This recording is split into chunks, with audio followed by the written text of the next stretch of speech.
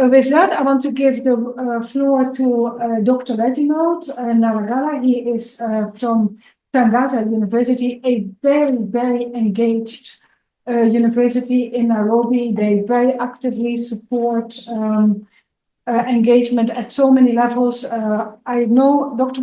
Reginald, you will not be able to cover everything that you do, but you highlight a few of those things. And this is important because engaged academia is really very important at this time, and every time, but especially this time. Dr. Reginald, the floor is yours. Thank you very much, Professor Miriam, for bringing us together once more time to reflect together, just like the Professor VCM Pesa Mihigo said, to look at issues that affect humanity. And also it's nice to see Benoit and the other members we have met before in this space. So the question I'm trying to address here, and I just have about 3 points to share, is building dialogue and collaborative service to humanity among faiths. We as academics, what is our response?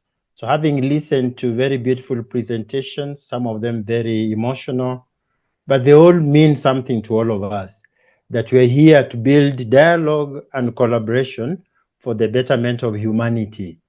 And therefore, we at Tangaza, who are working social transformation, have found good collaboration with Europe External Program, with Africa in addressing these issues. And also being located in the Horn of Africa, we have been asking this question: what kind of gaps can we fill in as a university, as an academic institution, as persons who are conducting research? So at Tangaza, in the right translation, is like to announce. So what are we announcing, Tangaza? What are we announcing from here? That we can fight for the dignity of the person, we can fight for human rights, that we can be there for people who are in distress, that we can accompany refugees in their moment of need, that we can give them home, we can give them space, we can give them a word of encouragement, and above all, build hope. This is what we do. And in Tangaza, we're very well connected across the continent of Africa. We have students in Senegal, Ivory Coast. I was telling Julia some time back, some of young people from Liberia who are here. We are in Morocco, Egypt, coming down South Africa. So we are very well connected. But where do we dialogue? We dialogue in social transformation. And based on this, then our research is to look at how persons who have been displaced across borders fit in Nairobi. And when you come to Nairobi, you find that there are very many international bodies housed here, because Nairobi is also one of the mini UN headquarters. And as we know already that 25% of the workforce in New York is coming to Nairobi. So we need to dialogue in this space. How are we making a difference in the lives of people who are in distress, and especially women and the youth? And therefore, working through All Africa Conference of Churches in Nairobi, we initiate research that looks at the plight of refugees, and especially persons who have been displaced from their country because of political reasons. There are people who have passed through Nairobi, going to other parts of the world, and Jesuit Refugee Services has been able to give them encourage to find the necessary documents to move on. But that's not enough. They've also been able to support established group from Tigray and Eritrea to find space within the working community of Kenya. At times, we are at a loss how to dialogue across ourselves, because different faith perspectives can also be a home for negativity. But because we are researchers, we are looking for values that uphold people's dignity.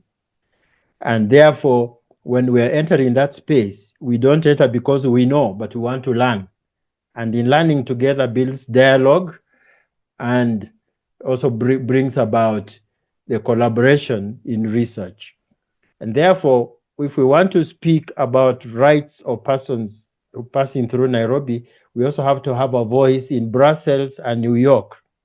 And we've been very lucky to collaborate with the Universal Peace Federation, which has offices in Nairobi, New York, but also in Southeast Asia, in Korea, South Korea, in Seoul. So we are able to participate in their journals, share papers on questions around the dignity of the person and human rights, and especially the plight of women and the youth. And therefore, sometimes people have asked, but how does then faith groups participate with international bodies? I think it was not so long ago that the World Bank, through James Wolfson, was the president of the World Bank, and the Archbishop of Canterbury, George Carey, that they came together and they said, there is a gap in how we address social issues in the world. We can give money, but also there's something about giving hope. So when all development agencies leave, what they leave behind are faith-based groups. And these faith-based groups pick the pieces to generate hope for the oppressed. So we as a university is to generate research that builds hope for other people. Thank you. That's what I wanted to say, Professor.